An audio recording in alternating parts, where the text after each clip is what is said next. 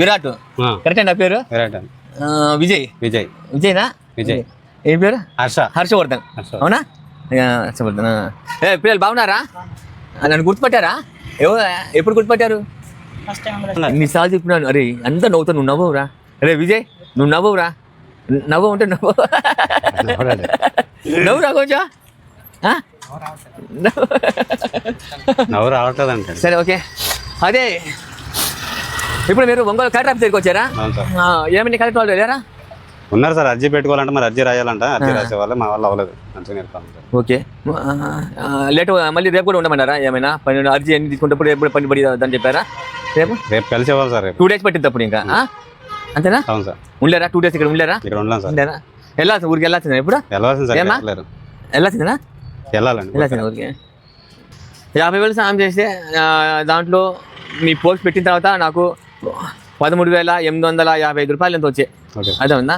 ఆ 13,855 రూపాయలు మీకు ఫోన్పే చేస్తాను.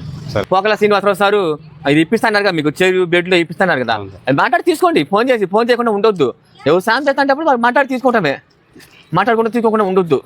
అదేనా? ఇప్పుడు నా సాయం కూడా మీరు నెల పింఛన్ ఏర్పాటు చేస్తాను కదా, అప్పుడు మీరు నాకు అడుగుతూ ఉండాలి. నేను బిజీగా ఉంటాను, నేను మధ్య నా పనులు సరిపోతుంటాయి. మీరు రోజు ఫోన్ చేస్తున్నారు అనుకోండి, అప్పుడు నాకు అడగడానికి కొన్ని కుదిరిద్ది, అప్పుడు మీరు సాయం చేయగలను ఒకేసారి. ఏంటి సరేనా? ఓకేనా? దేంట్లో వచ్చారు మీరు? ఆటోలో వచ్చాను సార్. ఆటోలో వచ్చారా? ఇప్పుడు కూడా ఆటోలో వెళ్ళిపోతారు? ఇప్పుడు కూడా నేను ఆటోలో వెళ్ళిపోతానా? మళ్ళీ కలెక్టర్ ఆఫీస్ దగ్గరికి మళ్ళీ ఎప్పుడు వస్తారు? మళ్ళీ సోమవారం వస్తాను. సరే మళ్ళీ కలెక్టర్ ఆఫీస్కి వచ్చినప్పుడు ఫోన్ చేయండి, నేను కూడా దగ్గర ఉండి చేస్తాను ఏదో ఒకటి మొదటిసారి. ఓకేనా? సరే. ఏది ఫోన్పే నెంబర్ మీది?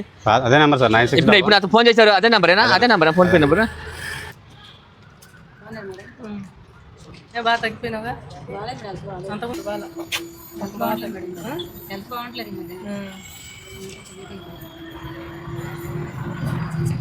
ఓకేనా? ఇంకేమ్మా 13,850 మీకు వచ్చిన డబ్బులు మొత్తం కొట్టేసా. ఈ డబ్బులు ఆ పిల్లలకి ఏం కావాలో ఉపయోగించండి. అర్థమైందా? నేను మా చెల్లెలు సిరి చెల్లెలతో మాట్లాడి పింఛన్ ఏర్పాటు చేస్తాను అంటే మీరు నాకు ఫోన్ చేస్తానే చేస్తాను, లేకపోతే నా పనిలో నేను పట్టించుకోలేను ఒకటేసారి. సరే సార్. అదే మీరు కొద్దిగా బయట చేసే దాంట్లో బిజీగా ఉన్నారు కదండి. మేము ఏం పర్లేదు చేస్తాను, కుదిరినప్పుడు చేస్తుండే. నేను ఎత్తపోయినా తర్వాత మాట్లాడతాను, మళ్ళీ ఫోన్ చేసి మళ్ళీ వస్తాను. బాయ్నా? ఎక్కడ వస్తుంది? ఓకేనా?